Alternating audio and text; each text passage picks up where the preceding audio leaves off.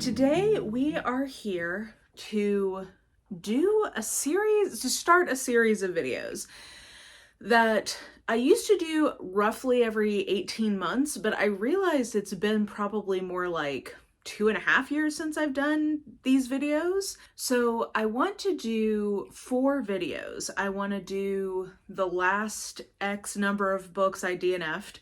We'll find out today how many of those there are, where I kind of just do an audit of all the books that I have read enough in to mark as a DNF in my spreadsheet, which is different than when I bail on a book after the first few chapters. So we'll do that today. And then I want to do my underhyped, overhyped, and correctly hyped videos, covering the last 2.5-ish years of reading. So that, I can't believe it's been that long since I've done these. When I was going through the list and looking through my spreadsheets, I was like, oh my God, I can't believe, just seeing the timing of when I'd read certain books or seeing some of them, just seeing kind of, you know that you've read a book, but sometimes the amount of time that's passed since I've read a book is different than what I would have guessed. Okay, sorry, I got a call. I think I was just saying that sometimes, I don't know, time is so weird and you think oh, I read this book last year, and then you look and it's oh crap, I read this in 2023. So anyway, time is a sieve. So there were books that got put into this that I thought I'd read more recently or that I thought I would have already covered. So please have grace with me if I accidentally overlap from the last video. Yeah, so these are all the books that we're going to talk about today are books that I DNF'd. And what I'm going to say qualifies as if I read enough to mark it in my spreadsheet. Like I was saying, I'll try a chapter, especially when I was going through my TBR review in the last couple of years. I did a lot of try a chapter challenges where, things were on the chopping block and they got DNF'd after a chapter or two. Those I don't note in my spreadsheet. I also don't note, if I pick up something from the library and then I get started on it and I realize I don't want to read this. Those are not really things that I keep track of. So I DNF very frequently compared to the number of books that you're going to see in this video. And that's just the criteria that I use to count something as a true DNF. So with that said, let's get into it. Some of these I probably can remember why I DNF'd it more specifically, and some of these are just going to be a vibe thing. So let's start with the Nora Roberts that I DNF'd. And also, if you can't tell, I have my sheet zoomed in gigantic on my computer in the distance here.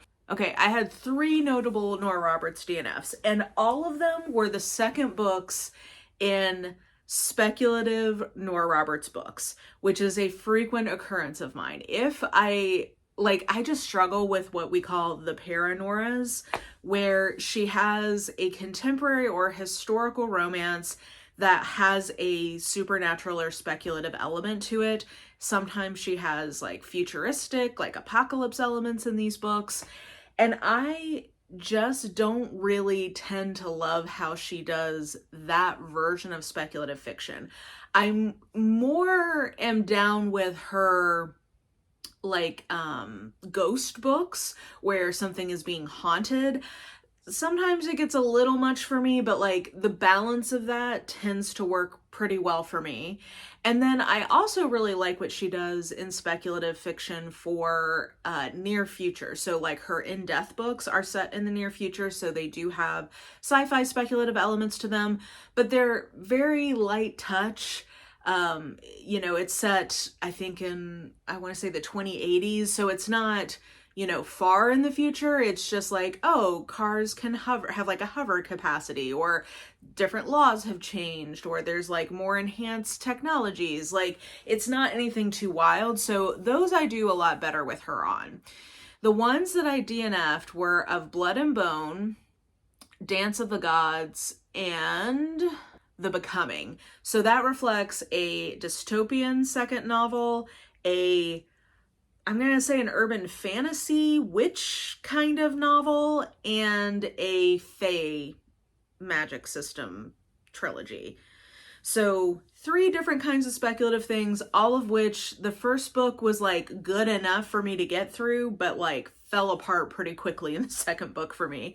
So that's in general my kind of policy for these trilogies from her, is like I really try to finish the first book to see if I can get into it, and then if I can't, I'll read some of the second book and then say like I'm not feeling this. So yeah, so those are all of my Nora Roberts DNFs. I DNF'd the Alice Feeney book that I've actually enjoyed the most, but it was the one Alice Feeney book that I wasn't reading under a like challenge of some kind, and therefore felt the more freedom to DNF it. And that was His and Hers.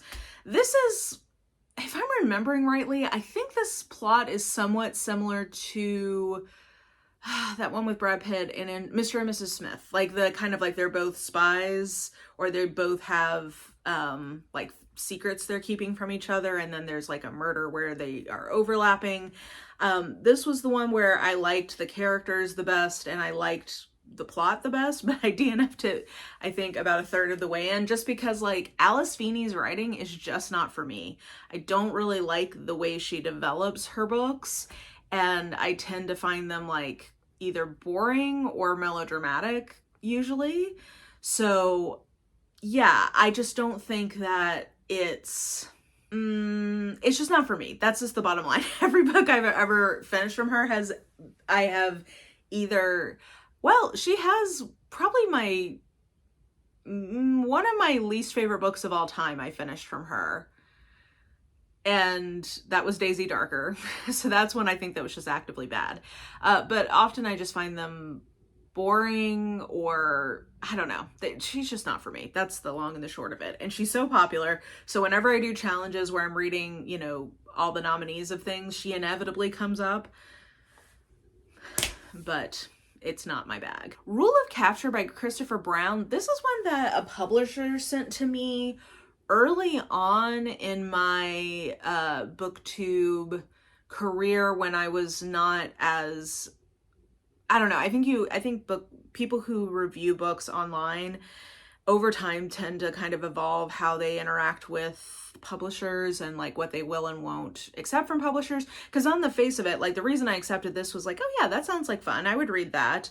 And it was early enough where it's like, ooh, a free book. And don't get me wrong, I very much appreciate that a perk of doing this is that I often do get access to free books.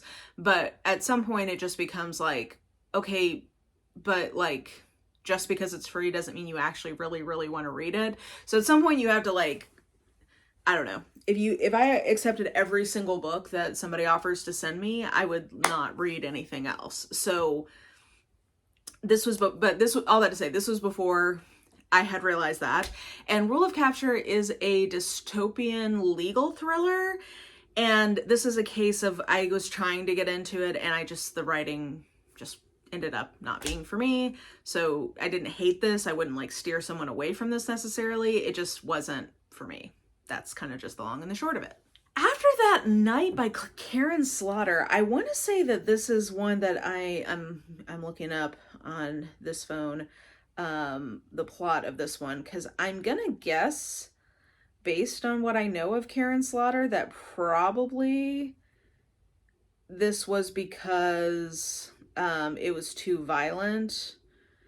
She has some really violent books in her backlog.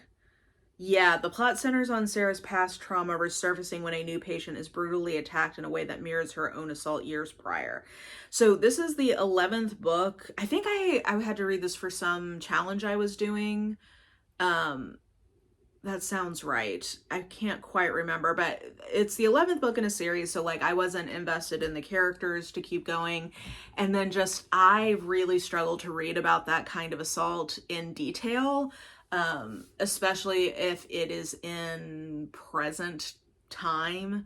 And anyway, like that is just not something I tend to want to continue on in a book with. That's just tough. It's tough for me to get into. To be honest, that is something I should note about the In Death series from Nora Roberts.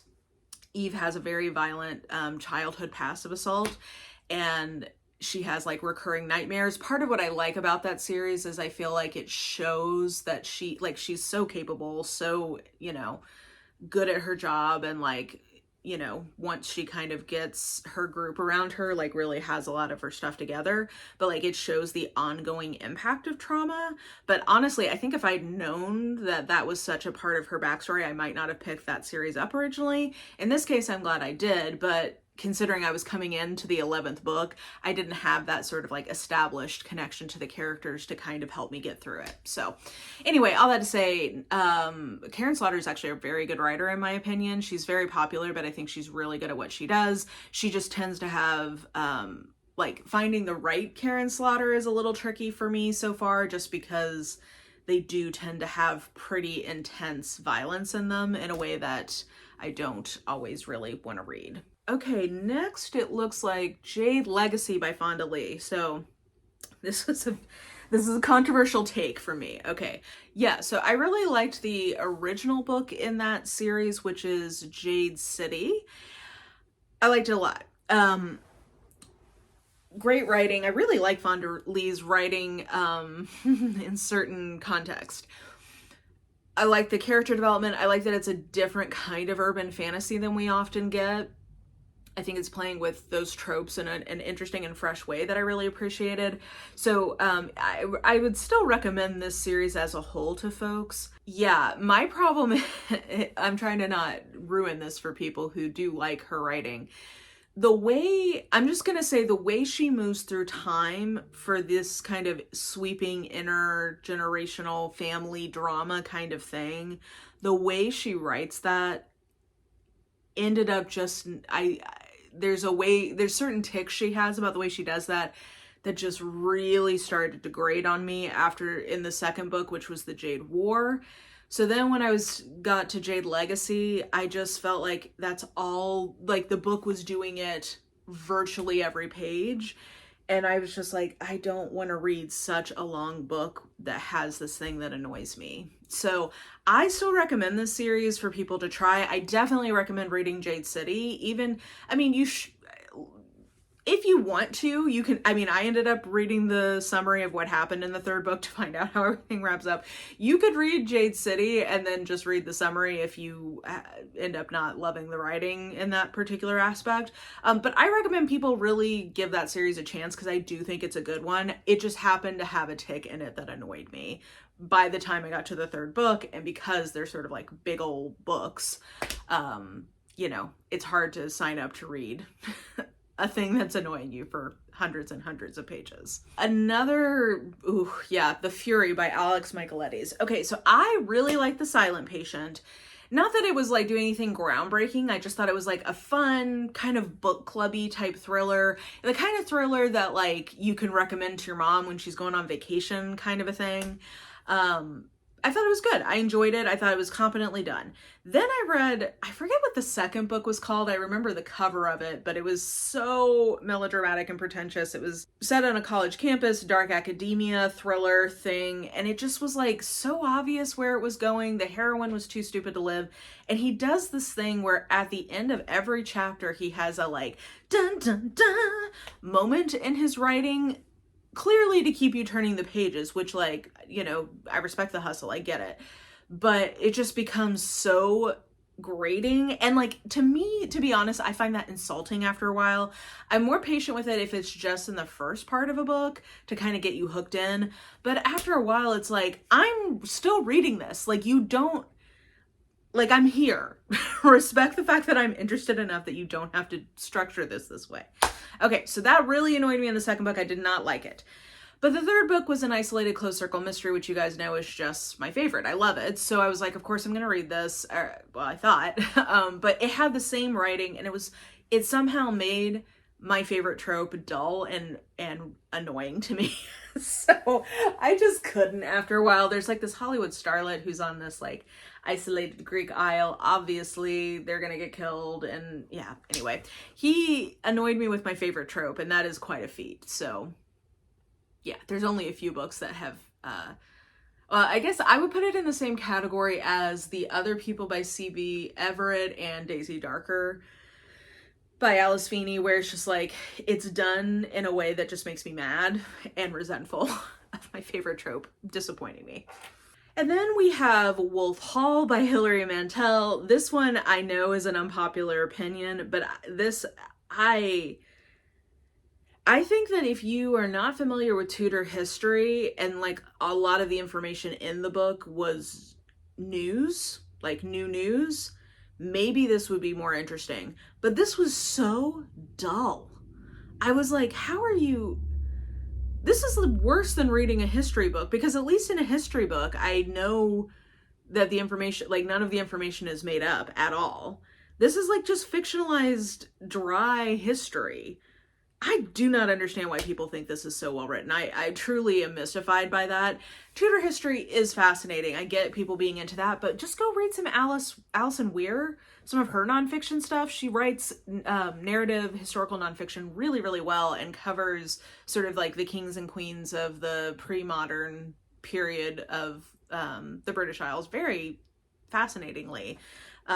Really very compelling stuff. So just go read that and skip Hilary Mantel, in my opinion. I completely don't get this one. There's some books, you know, like when I read Love Medicine from Louise Erdrich last year, I was like, I totally understand why people call this a modern classic. Sometimes you just get it. This is one where I'm like, I do not know what people are smoking when they say that this is a modern classic. I think it's particularly badly written historical fiction.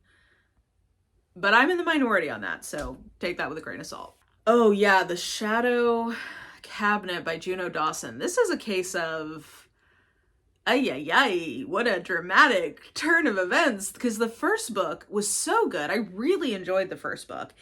The first book, however, ends on a cliffhanger that I hated. I was like, I don't like the direction of this cliffhanger at all, but okay, at least I'm reading this after the books have come out, so like I don't have to wait. I go to Shadow Cabinet and just like all of the magic of it was gone. Not the literal magic because it's a magical world, but like it just was so, the choices made in it were strange and off-putting to me. And so I just was like, I don't want to keep reading this. Oh yeah, I think this is one where I skipped it. Sometimes what I'll do if I'm thinking about DNFing something is I'll skip ahead to the ending to see if the ending intrigues me. And I think I did that with this one and then was just like, no, this doesn't go anywhere good. So, yeah, this is a book I would recommend. I really like Her Majesty's Royal Coven. I would recommend reading that and stopping before the last couple of pages, because before the last couple of pages, you actually get a pretty satisfying ending and you can just stop there. So that would be my recommendation, because I think Shadow Cabinet was a big drop off. And then I don't know that I heard a lot of great things about the final book. So that would be my recommendation. Okay, and then She Started It by Sean Gilbert. This was a thriller. I want to say this was a tropical island thriller, like maybe a bachelorette party, isolated close circle mystery type thing. But I remember nothing about this. So I DNF'd it. Apparently I got far enough into it to put it in the sheet. But this is one where memory is gone. The Girl in the Stars by Mark Lawrence. So I really enjoyed the original Red Sister trilogy. Like, that's one of, in recent years, one of my favorite sort of like more recently released type high fantasy book trilogies I've read. I really enjoyed it. But The Girl in the Stars is the sequel series to it. And the first book I DNF'd because I was like, this, again, sort of like I was saying with Shadow Cabinet, it just felt like all the verve had gone out of it. I just... not as well written in my opinion. It didn't seem like it had a very strong direction. And maybe it was just that I had gotten what I wanted from the world and just didn't need any more. That certainly could be part of it. But yeah, just not much there. Then we've got Jar of Hearts by Jennifer Hillier. Oh yeah, I DNF'd this one because within the first like 100 pages, I think that there had been SA in prison 2, if not 3 times, which again, see earlier conversation about After That Night. That doesn't tend to be something I enjoy reading in general. Like it has, I don't know. it's just not for me. And I think I've discovered Jennifer Hillier just isn't for me. Her actual writing, her actual prose is very nice, so I keep like trying, but I just don't know that any of her books have ever really worked very well for me. I don't even remember Blood Sugar by Sasha Rothchild. I don't remember that one really at all. I remember the cover. It's got kind of like a neon cover. Maybe it's like a serial killer, like a psychopath serial killer lady. That sounds right. I don't know. Your guess is as good as mine on that one. Butter by Asuko Yuzuki. Oh yeah, this has a really cool cover. This one is pitched as a murder mystery, and I just don't really think it is. I think it ended up being, like, it was pitched as a serial killer thriller with a chef who's, like, murdering people with her food, I think, maybe? It's in translation from Japanese. It was a big hit there. I just didn't really think it was meaningfully a serial killer thriller or mystery. It read just sort of like bland literary fiction to me. So I think that's why I DNF'd it. That sounds right. The Undermining of Twyla and Frank by Megan Bannen. I really enjoyed the original book in this. It's sort of a dystopian Western cozy fantasy romance series. And the first book I thought was really underrated, actually. I think I put it in my last underhyped video. The second book, I just didn't really vibe with the characters in terms of their relationship with each other. I wasn't invested in them getting together, and in a romance, that's kind of like the main thing you want. So, yeah, I was bummed about that one because I did really enjoy the first one. And then last but not least, I guess, these are all kind of least, The Mystery Writer by Hilary Gentle. This one I talked about a lot last year at the end of the year, so I won't do much on it, just that it's a very metatextual mystery, but the main character was just insufferable to be in the point of view of. She was too stupid to live, grating, and I specifically, oh, no, we'll talk about this in my overhyped video. Spoilers, this isn't overhyped, and for a very specific reason that baffled me. But yeah, it just wasn't for me. I really loved The Woman in the Library. That has been the book I love from her, and I keep waiting to love a book like that. Like, love a book like I did that one again. So, yeah, anywho, I hope that was interesting. I'm always curious about what people are DNFing, and you've heard about all of these in my different wrap-ups, but this is, I think, just sort of a nice way to kind of bring it all together. I think the themes I'm seeing based on this are making me mad. That will make me stop reading. Not being into the writing is definitely a big theme here, I think. Too much on-page essay is clearly a theme for me. Losing traction with a series, I think, is also a theme. So yeah, it would be interesting if I ever took the time to go back and watch my on the chopping block video to get themes of ones that I just DNF right away. I think the main thing I took from that whole project was realizing that if I'm not into the writing, it's not a good sign for me to be able to finish the book. So I guess that continues here in the DNF video. So anyway, those were all the X number of books that I DNF'd, and per my definition of when they go in my spreadsheets. Let me know your thoughts about any of these books.